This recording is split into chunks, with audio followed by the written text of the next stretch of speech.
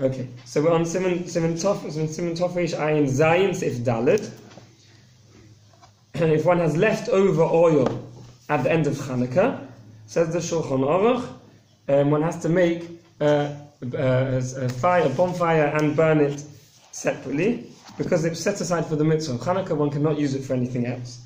We just saw the MISHNA Berura who said that if one has leftover oil over earlier nights of Chanukah, it's not a problem, one can use it for the later nights of Chanukah, because the oil was set aside for the mitzvah of lighting the Chanukah. It doesn't matter which night it is. If one has leftover oil from the first night, one can use it for the second night. The only problem is if one has leftover oil after the 8th night, then it cannot be used for anything else, and therefore one has to burn it. We're now up to the MISHNA Berura, which is the last narrow line of the MISHNA Berura. The wicks don't come into it. The story of wicks. Excellent question. What about the wicks? Excellent question.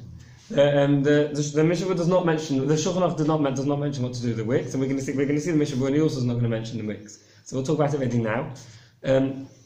There are some who say that the wicks is not a problem, because the oil is something that gets used up during the mitzvah. So it's like just for the mitzvah. If it wasn't burnt, so we're going to have to burn it, we can't use it for something else. Whereas wicks are something which can be reused. And therefore, it wasn't completely set aside for the mitzvah, and therefore one doesn't need to. However, the minhag is to burn the wicks as well. People burn the wicks as well. It's brought down the Kitzur Shulchan Aruch, the Chayei Odom. They both mention that one should burn the wicks. And the minhag therefore is to burn the wicks as well. Leftover wicks, to be used for the mitzvah, for the chai. Right. Your leftover used for birthday. Well, 1 second. Leftover wicks that one didn't use. Yeah. So that was going to be like the oil that is still left in the bottle. We're going to talk about that in a minute. When we talk about the oil left over in the bottle, that's going to be the same halacha with the wicks left in the packet. Okay, we'll talk about that now. So let's see MISHNA Berura Cotton Yud Ches. Min shemoneh-esrei v'chula. So the Shulchan Aruch mentioned that we're only talking about the oil, the half an hour oil, the oil that was set aside for the half an hour, and for some reason it didn't burn. That oil is the problematic oil. Says the MISHNA Berura, we're talking about where he only put in enough oil to burn for the half an hour, and it went out in the middle. There's left over. This oil may not be used for any other purpose because it was set aside for the mitzvah. One may not derive any benefit from it. If I'm putting enough oil to burn for longer than this, for an hour, for 2 hours, and there was left over, we may use it for any other use. Lechatchila is no problem. The commercial cost of le'el, the simon tofresh ayin basic base. The yish poskim shesovim dim nosan hashemen bistam hook to kol hashemen im lo dehisna lechatchila shelo yasa elo kasher v'ayin le'el the simon tofresh ayin base MISHNA Berura zayin. Now some poskim will hold that it's not just the oil, the half an hour of oil that's hooked to the mitzvah, that's set aside for the mitzvah of Chanukah, and is therefore also for any other use. Any oil that was put in to burn, even if you put in enough oil for 2 or 3 hours or longer, and that oil didn't finish burning and was left there unburnt, that's also derived benefit. It's a machlokas. Right? Therefore, the best thing to do is to make a t'nai beforehand that when one puts in the oil, one says, I'm only setting aside half an hour's worth of oil for the mitzvah of Chanukah, and the rest is not. If it's left over, I want to be able to use it for any other use. That's the best thing to do. If one didn't, and one has left over oil after one's put enough oil for a couple of hours, and one has left over oil, then it's dependent on this machlokas here. According to Shulchan Aruch, one may use it for another use. According to these other poskim, one may not, and one should therefore burn it. Says the MISHNA Berura Cotton Yud Ches. Why can't one use it for next year's Chanukah? Right? Why we mentioned that we can use the first night for the second night, leftover from the second night for the third. Why can't we use the leftover oil of the 8th night for next year Chanukah? Says the MISHNA Berura, we're worried that there's going to be that something bad is going to happen, meaning he's going to by mistake use it for during the year. He's going to forget why he put it in the cupboard, and he's going to use it for cooking or for something else during the year, for a salad. If from just one night to the next night, he's going to remember that this is Chanukah oil. To leave it over a whole year, we're worried that he's going to use it by mistake.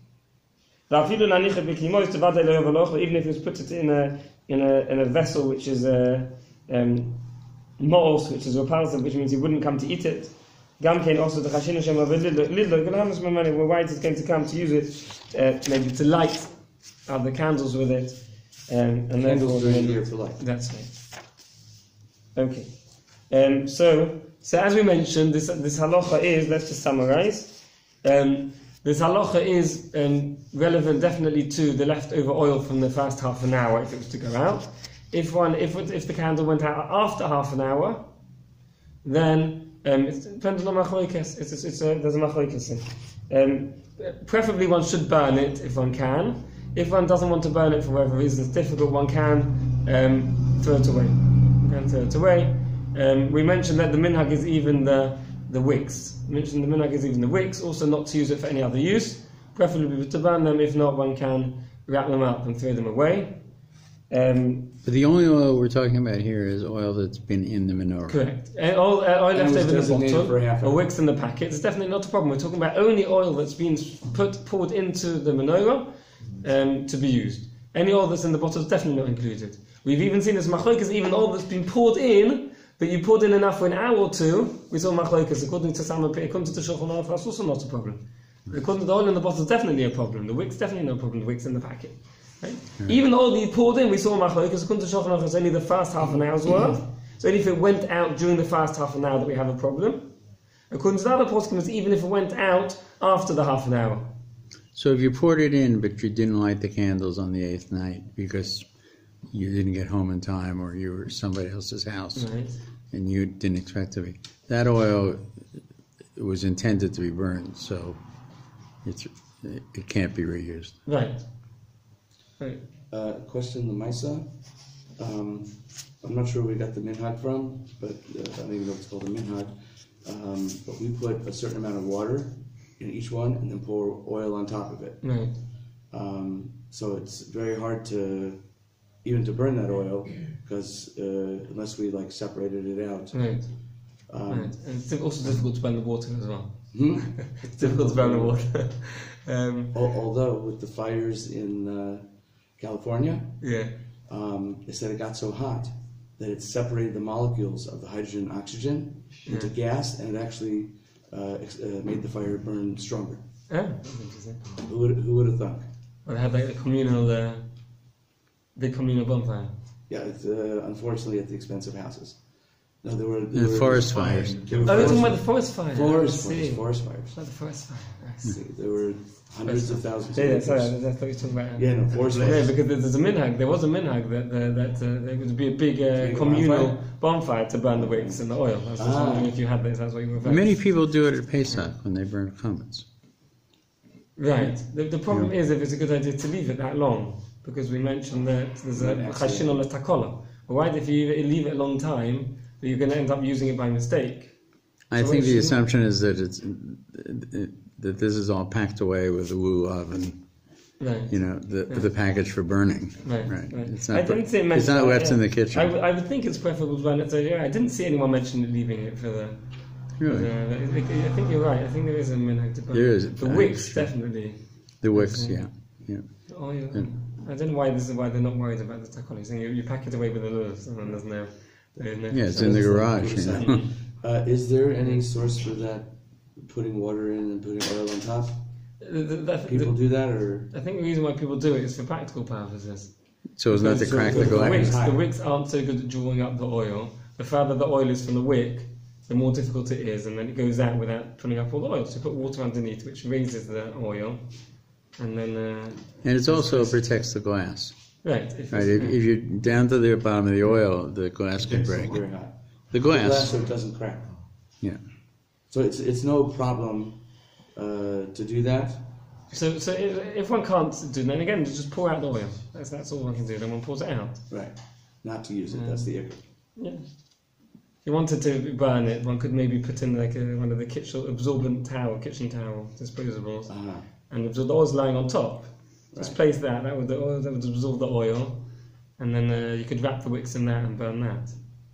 That might be. When you say throw away or dispose. Yeah, I'm talking about the you could, if you can't burn it, then you can dispose of it. Yeah. Yeah, one can throw it in the bin. If one can't, if it's difficult to burn, one can throw it in the bin. Yeah. The main thing is not to use it. That's the important thing, not to use it. As I saw once one person made the mistake. He used his leftover oil. He poured all his leftover oil back in the bottle and used it for his Chanukah, for his Shabbos candles. Right, so that's what we're saying not to do. Maybe it's just like people are not orthodox. Maybe it's on the left-hand side of Judaism. Christmas comes very soon after Chanukah. They might use for the Christmas candle. Okay, well, that's a very bad idea. The Shabbos candles as well, not to use for the Shabbos candle. Simon, let's move on. Someone talk about it. Ner shel Shabbos kodem lener shel Chanukah v'sif echad. Sif aleph. Mi she'ein yodoi maseges liknos ner Chanukah. Someone who, Baruch Hashem, we're not in this. I hope we don't have this situation nowadays. Someone who has not got enough money to buy ner Chanukah, v'ner Shabbos. He hasn't got enough money to buy both ner Chanukah and ner Shabbos. Which one should he buy? Yikne ner Shabbos. He should rather buy ner Shabbos. Mipnei shalom beisoy. Ner Shabbos is preferable because of shalom bayis. It gives the joy inside the home, the lights inside the home, and therefore one should rather buy ner Shabbos. He now has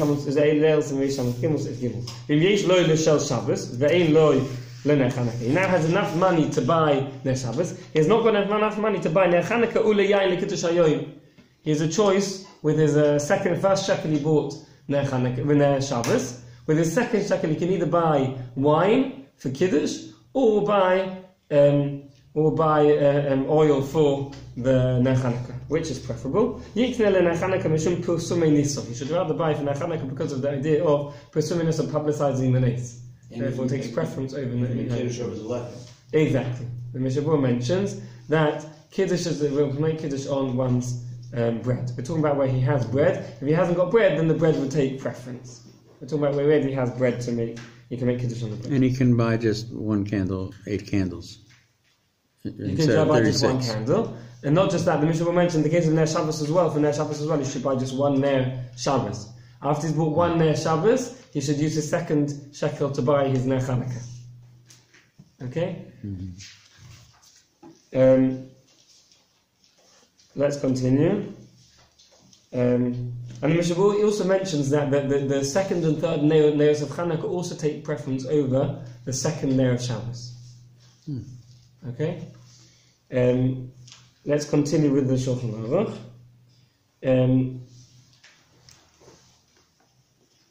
Hagov, the Ramah, says the Ramah on the second line. Hagov, who had in ner Chanukah, kodem liyein havdalah, v'ayin elsim reish tzadivos. If ner Chanukah also takes preference over ner havdalah. Okay. Let's have a look at the MISHNA Berura of Cotton Aleph. Nick, there's 3 lines on the bottom. Nick, there's a Chanukah. V'mish loy ner echad lebeisoy. Sagi afagav the toiv b'roi she'iyeh beis ner Shabbos. This is what I just mentioned. Even though preferably he should have 2 candles for Shabbos. In this situation where he hasn't got enough money, it's enough that he buys 1 ner for Shabbos. In this situation where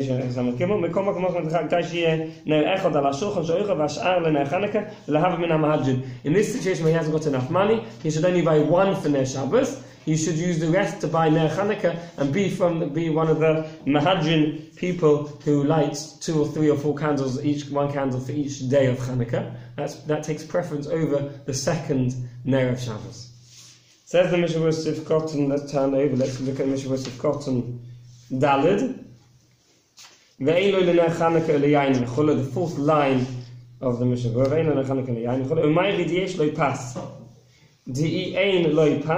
We're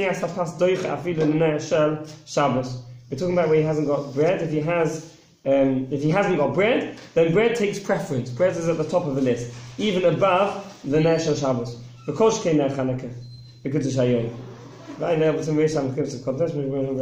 Let's just summarize the order of preference.